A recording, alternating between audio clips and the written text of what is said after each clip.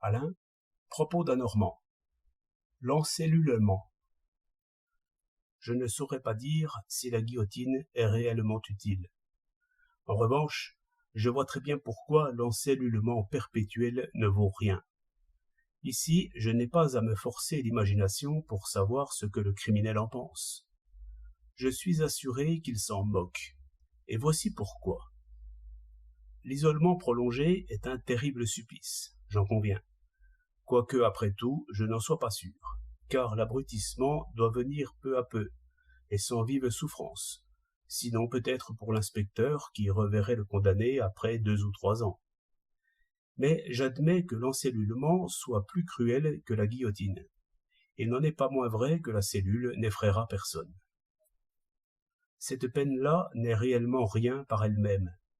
Qu'est-ce qu'être enfermé 1 heure? Toute sa puissance est dans la longueur du temps. Mais qui peut imaginer un long temps? Nous ne vivons jamais qu'un temps à la fois.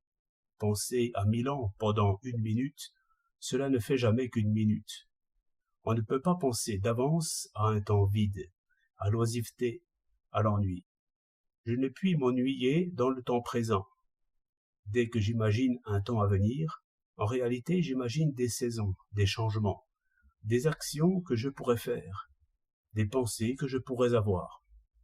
Ce n'est toujours point le temps vide qui fait justement le supplice. Tant qu'on est bien portant, on ne peut point imaginer la maladie.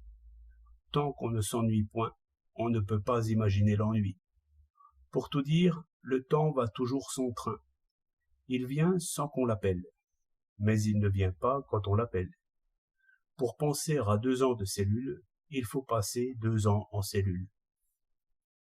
Encore faut-il dire que je parle pour moi. Il est sûr que l'apprenti en assassinat sera encore bien moins capable que moi d'imaginer une peine qui n'agit que par la longueur du temps. Il ne faut donc point compter du tout sur la cellule si l'on veut effrayer le criminel.